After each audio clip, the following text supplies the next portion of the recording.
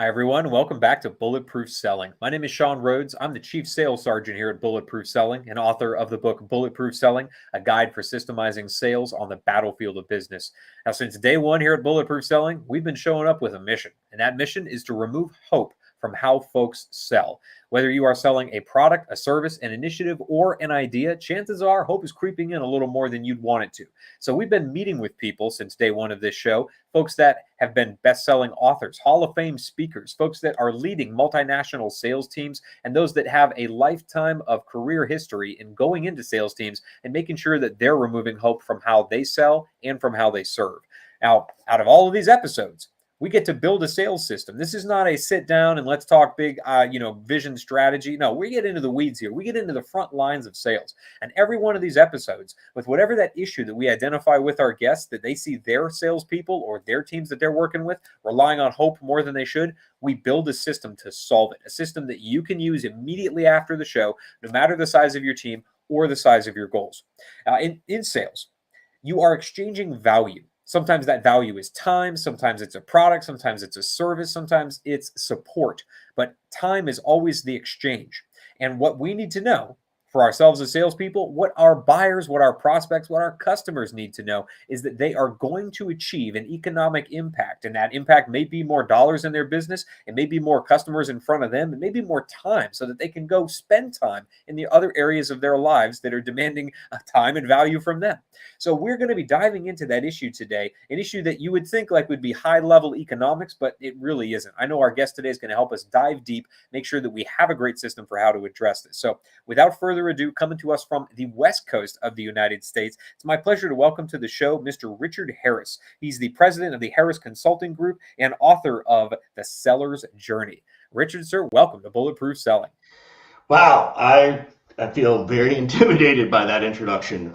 That is the most polished introduction I think I've ever heard. So well done, and I'm glad to be here. Thank you. It's almost like we get to do this for a living, you know. It's It really a fun is. thing. Yeah. Imagine that. Having fun Imagine at the that. job you have. Wow. Who'd have thunk? Yeah. So anybody that gets to go to your LinkedIn profile, they're going to be intimidated because you have a role of past experiences that are the who's who of the sales world. You've been a consultant, you've been a board member, you've been helping organizations grow and thrive and sell better for quite some time. So I'm really interested to hear your sales journey. I know you were on the ground level with a lot of companies that are Yeah. universally recognized now. Talk to us a little bit about how you came up in the world of sales. So my first sales job was high school, and I worked at the Gap.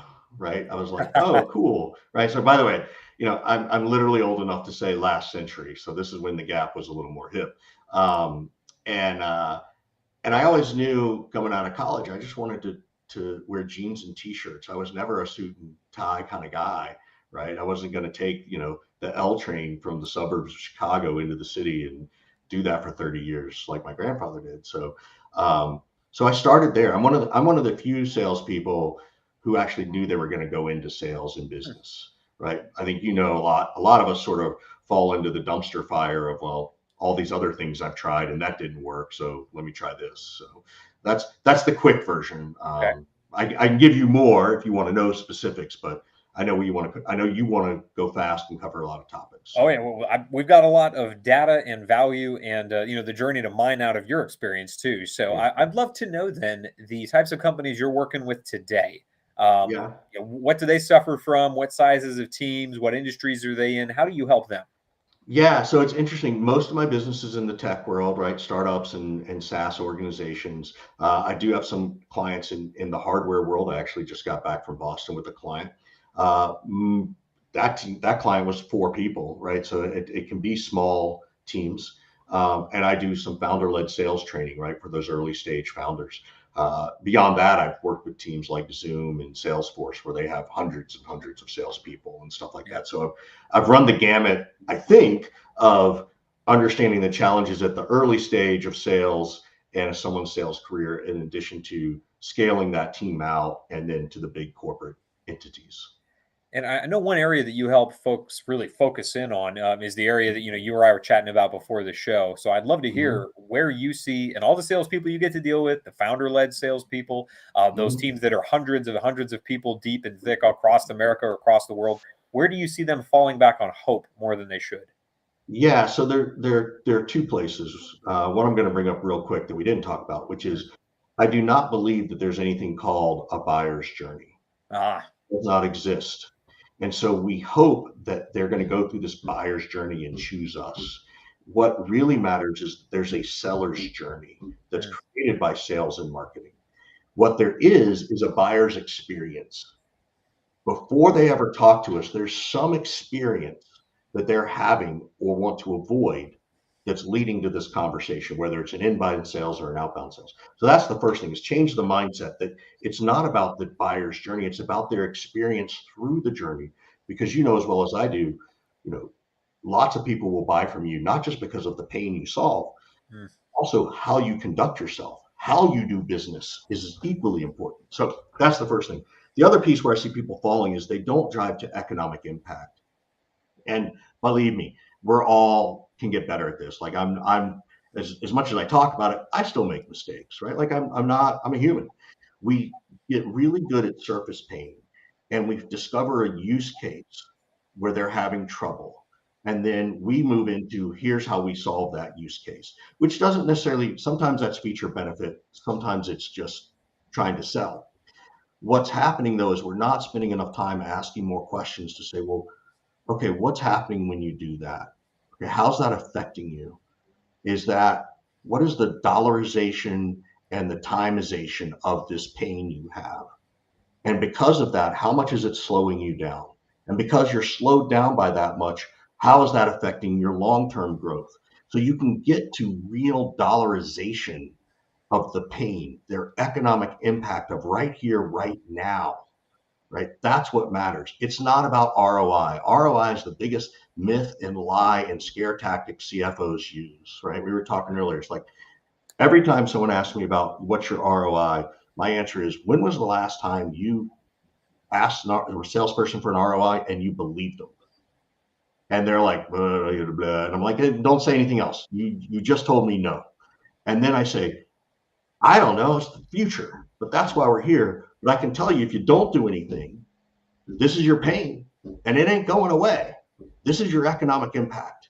So if you want to compare that economic impact to what I offer as my solution for sales training or consulting, you know, I can assure you just about everybody's economic impact is millions of dollars, millions, you know, and then don't tell me you don't believe in the ROI because you just told me. Now, part of this, and I'll shut up in a second because I know you like to go fast. We have to ask the questions that get them to tell us the numbers mhm. of economic impact. We cannot walk in and go, hey, you know, we know this is your pain. And on average, our current customers tell us we save them this much time and they get this. Yeah, at some point when they want to hear a use case or a case study, you give it to them. But you can't sell your business by case studies. Your sales reps should memorize them to know them, and then they should be taught how to ask questions that drive to that case study. That's and that gets to economic impact, which is, you know, so it's we're missing in the discovery, and we hope that they choose us, right? We're smoking hopium that they're going to choose us, and in fact, they sometimes do and sometimes don't. So, and by the way, and I'll say this too, you and I are both in the world. I can do all this, and I do all this, and I get to economic impact, and I will still lose deals to competitors. I will still lose deals to no decision. I will get ghosted, right? I will get, you know, oh, we have an in-house solution. We're going to use our own enablement team or whatever. So I'm really passionate about this. I want people to get better, but I'm not so foolish to think that it's always perfect, even for me. Yeah, this is one of those things where the largest piece of value we can sometimes offer someone is not selling something to them. It's helping them understand more of where they're currently at. Because with a Yeah, clearer and then they vision, choose you. Yeah, yes, then they yes, choose you. Like, you know, absolutely. my biggest goal, my biggest hope is that through the things that I teach, and I think you might have the same mentality, is I at least want my sales reps that I train or the leaders I train to be able to go back to their boss or the board and at least say, I asked all these questions. I want you to be able, as a sales rep, to go to sleep at night going, I asked the questions. I did ask that question. I got this answer and they went dark on me. Like I want you to be able to sleep at night on Sunday night and not worry so much about your one-on-one. That's the ultimate. That's my hope and dream, right? And you know, am I leaving too much hope on it? I don't know. I'm at least trying to make it better for people. So that's Yeah. anyway.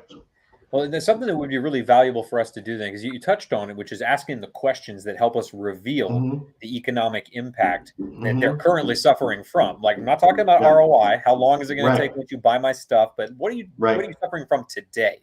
So let's build a system around this, Richard, because I think sure, it would really help any salesperson make better discovery calls, but then provide more value so that they can yeah, serve more, whether the sale happens then or not. Now, yeah, in the military, every single system that we put into place helped us remove more hope from our operations. And we yeah, cared a lot about that because in the military, it's you hoping some things happen. We're not bringing everybody yeah, back home from that yeah, mission. Well, in sales, absolutely, thankfully we're not losing people, but we are losing deals. So yeah, we'll use an acronym to help us with this because in the military, we're just thick with acronyms. We got nothing but acronyms.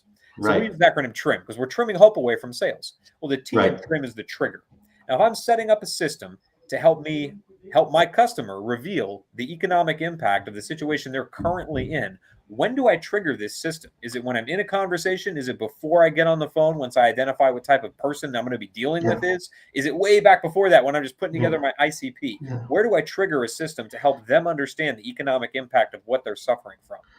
I love this question, and I think it goes all the way back to the beginning of time, Mm, right? It goes all the way back to your ideation, right? I've got an idea about a product or service, and I think I've got a solution.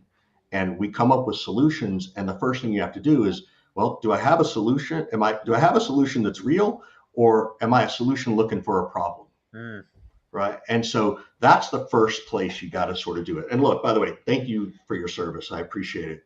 Um, it's super important that we recognize that, and anybody who's been in the military, I appreciate it.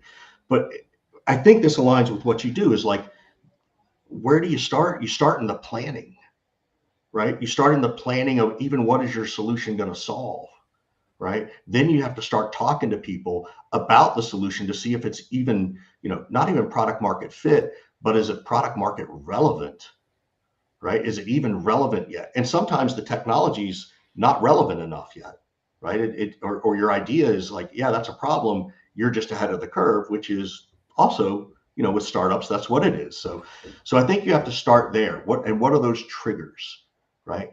Then you start to build your use cases, mm. right? Well, what does it look like in that moment for that person?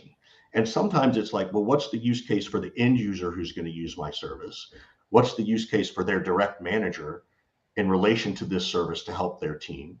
And what's the use case for the person above that manager and all the way up to the CEO? And so you're trying to find, because the pain is often the same, like from a dollarization point or a numberization point, the pain is the same, but how Mm. they view that pain or perceive it is different. Like, you've been in the military, there's a group of you who go into a situation. You each have a perspective, you each have a role to do. You know how to back up somebody, but you each have a different perspective when you come out of that situation to debrief. Hmm. And that's where I think you have to figure out where the triggers are so that on this mission, can we get it right? And how do we make the next mission even better?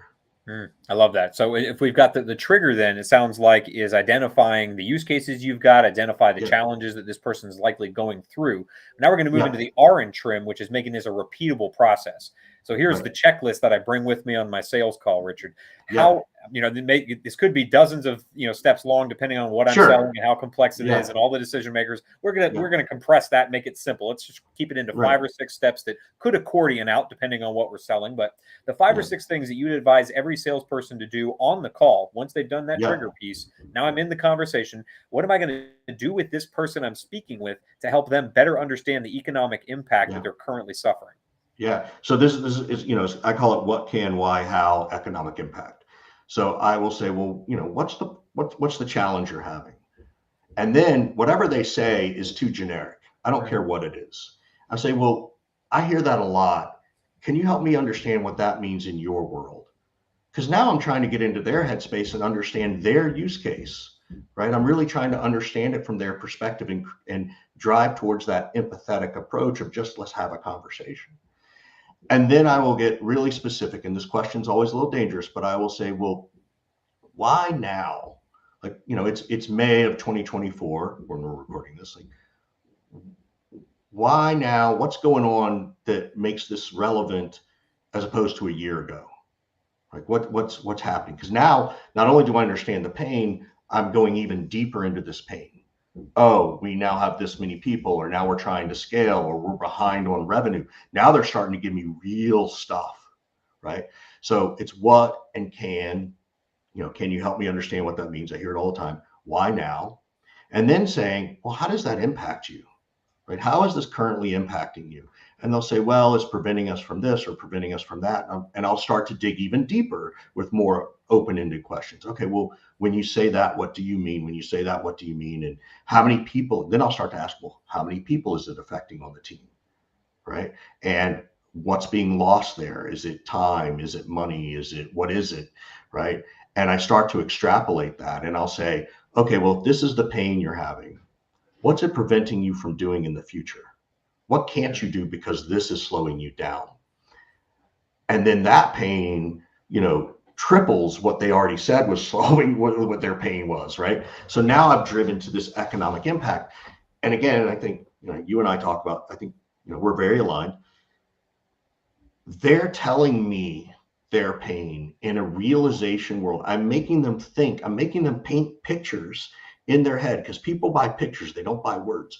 I'm making them paint these pictures in their head so they feel the pain that exists. I want that VP of sales to tell me that they hate Sunday nights sitting on their computer because they're spending time in a spreadsheet. Mm-hmm. Now, if I solve that pain, that doesn't mean that they're not spending time on their computer Sunday night. They might be doing something, maybe because it's no longer in a spreadsheet, they can spend more time on being creative and driving an improvement on their team, building a training topic or a sales topic or, some other piece. I want them to get to that level. And if you walk in the door and we're like, hey, I know you've got this challenge and you're not hitting your revenue goals. Therefore, we've got this system. And we know on average it's going to cost you this much, because that's what all our customers, if I'm telling them this stuff, they're never going to believe me. So anyway, that's what, can, why, how, and economic impact. That's a great format and easy to remember too. It's something that we can dive into as a checklist on every call. So we've got the trigger and the repeatable part of this system built. The iron trim is something that we were really interested in the military, which is how do we improve what we're already doing? We knew we needed to not wait for our environment to change before we took the initiative on that change. If we were reacting, we were going to be a step behind the power curve. You deal with a lot of early stage startups. Their job is to be ahead of the power curve, to have that innovative product or service. So how would you advise a salesperson or even a team to take this existing system, the what, can, why, how, and improve it? What are they going to pay attention to? How often are they going to do it? What would you recommend they do to stay at the cutting edge of this? Yeah, so I think the staying at the cutting edge is understanding this is just one part of the conversation, right? You still got to get to authority and timeline and all those other things, right? One is, ask, like literally you have to practice it, because as well as I do, you can walk out of here and go, oh, I love this what, can, why, how. And you have to understand that a lot of times when I teach this, they're really good at asking a what question, right? If someone comes out of my training, if they just start to ask, well, can you tell me what that means? I'm happy that's one more step, right? And again, and I assume you do it with yours, is like, it's not just the training where I show up, there's coaching sessions built in after training, right? And so we can keep working on that. That's part of how I build it, is that it's not like, okay, let's show up and throw up. It's like, okay, well, now next week or in 2 weeks, let's workshop some deals. How did it go? What did you do? What did you miss? Right? So that's a big piece. And I think this falls on leadership, that there's not a repeatable coaching process. There's a repeatable sales process. Too many leaders are relying on that process. They're hoping that the rest will take care of itself. And there's just not enough coaching. Gotcha. So that's a big piece. I'll pause there, because that's the big piece. That's huge, that we don't just treat training and coaching as a once in a while type of a thing. You think of, even in the military, the reason that I believe we're some of the highest performing teams on the planet with like a 99% success rate on every mission they stepped out to is because they spent 90% of their time coaching, training, in planning, with only a So small fraction of that in execution. If we treated our sales teams the same way, wow, what difference would that make? So I want to ask you a question because I don't know this. Like when you would come back from a mission, or maybe from talking to other military people, what happens after that mission? Do they come Every back and time they you debrief, rehash it? every single time. And so now let me ask you this question. How do you go into a debrief and remove the pressure of seniority, right? Because someone's got a higher rank than somebody else. And that person at the highest rank certainly is a leader and wants to do that, but maybe the leader missed something this time, right? And maybe they realize it and they'll own it, because I know the military, they'll teach you to own it. But maybe they didn't realize it. Yeah. So how do you do that in that context of military? And maybe the better question is, how do you do that in the context of a sales team where you can remove the titles and people can just get honest? Because I think that's a place where they're missing. Oh, yeah. So for the military, the way we do this, and it's the same way I advise sales teams to do it, is actually in reverse seniority order. So instead of going to the newest person on the team who knows they probably screwed something up majorly, and they're going to be really hesitant to talk about it because everybody else on the team's like, that's 101 sales. How did you miss that? Instead of that, we go to the most senior person on the team, and that might be the sales manager. Right. You go in that order. So it's the senior person on the team to say, here's where I messed up. Here's what I could have done differently, and here's how I'm going to commit to making the change so it doesn't happen that way again. And then so you start at the top, start at the top. Everybody, that's right. And everybody, I assume everybody has to say, here's one thing I could have done better. Yeah. And it's not always on a failure point either. And this is something unique about the military. We're not just capturing failures. We also want to capture innovations. Maybe you did something brilliant that could save lives. And to be honest with you, Richard, most of the things that saved my life was because somebody in Beirut or Vietnam or World War II just tried something, and it was so good. We're like, that's now standard operating procedure. That's how these things happen. Yeah, I got it. Thank you for sharing that. Yeah, absolutely, man. My pleasure. My pleasure. So I want to make sure to keep the focus on you, though. It's not about me. People don't come to listen to me. They're here for the guests. So appreciate the kick over, though. Yeah. So we've got the trigger, repeatable, improvable. The final element of this, something that a lot of sales managers are interested in, measuring. If I'm taking the time to train my folks in doing this, coach them through it, do those role plays, it's going to mean a little bit of time away from just smiling and dialing and banging the phone down. I want to make sure I justify this. I need to know this is better than what I was doing before. So what am I measuring when I measure a system that helps me really define economic impact for my prospects and customers? Am I measuring the dollar amount of an economic impact? Am I measuring an increase in gross sales, pipeline velocity? What would you recommend I measure? I think it comes in stages, right? So, I always sort of tell people, the day I show up or you show up and do training, clone your dashboard and keep the old dashboard, but clone it just for the fact of anything that new that comes in. Let's see if that's more qualified than what you were doing before. Because the first measurement to me is measuring that. The other thing that I tell people to measure is, again, this is sort of the funny way to do it, is like any deal that's in your pipeline that's 2x the average sales cycle, just kill it.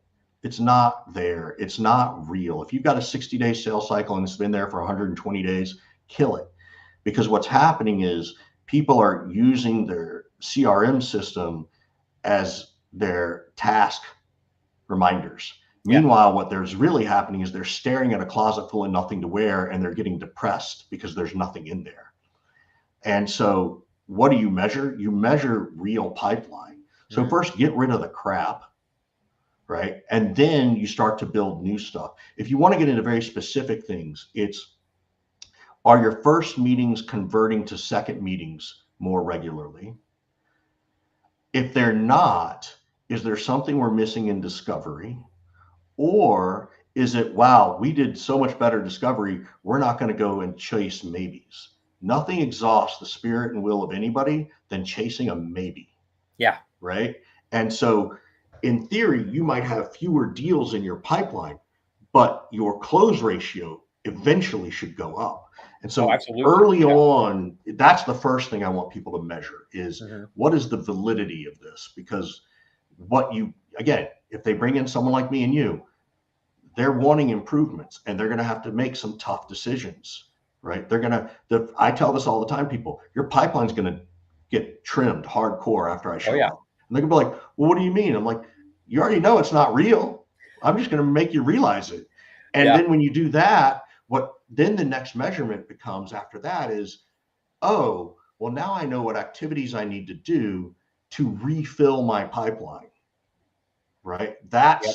And so those are the early stage measurements I would recommend based Yeah. on this And part of the book. I love the idea of There's tons measuring. more, but that's Oh one of them. yeah, well you could. Yeah, I'm sure you run seminars on this very thing, actually, whole workshops. The thing that I love about measuring in a system like this is if I, like you said, clone my dashboard and I measure the accounts that I've been able to have the conversation with to identify economic Mm-hmm. impact. What different things happen with them throughout the rest of Mm-hmm. their sales cycle? Do they move Yes. faster? Are the deals Yes. larger? Are we selling deeper? Are we Yeah. selling wider? Are we selling more upsells, cross sells, downsells? Things Yeah. begin to change when you really help your folks understand And that it's really about them more than it is about you. yeah, So and yeah, by the way, you can still go back to the stuff in the old dashboard before you cloned it, and maybe there's opportunity to go into those conversations and ask some better questions because you've already figured out that this is the better question. So, yes, I say, kill those deals. That doesn't mean you shouldn't go back and try to rework them a little bit first, or kill them but then run them through a task system versus the yeah, CRM system. So, it's you'll have these epiphanies of like, oh, if I'd have asked that question of that person, right? And you've done this too, I bet. Like you do training and they take some snippet or nugget from you, and they're like, oh, that's a great question. And I say, great. How many deals are in your pipeline you wish you'd asked that question to? yeah. Go do And it. they'll be like 3. And I'm like, okay, go do it. Yeah. But now they're excited to do it because they have something better. Yep. And then again, if they ask it and they get an answer, even an answer they don't like, they can kill it with confidence. And like I said, go to bed on Sunday night saying to their leadership, look, it was wrong, shouldn't have been there. By the way, I'm killing it because I got this piece of information. Yep, that's a wonderful way to actually run a pipeline that's in integrity with what's going on. So, Mm-hmm. Richard, thanks so much for just downloading what you get to run workshops around in some of the largest Yeah. organizations on the planet for. If people want to find out more about you, get deeper into your world, get a copy of the book, The Seller's Journey, how do we do Yeah. that? So I'm crazy. +1 415 596 9149 596 9149. I'm about the first person to ever give out their real cell phone number. I know it's real because it's the one my teenage kids ignore when I text and call them. Text me first before you call to say, hey, I heard you on Bulletproof Selling. So that's a direct line to me. You can also find me on LinkedIn, obviously, Richard Harris. I'm the one with the little trademark thing by my name as a goofy joke. I know you can't trademark your name.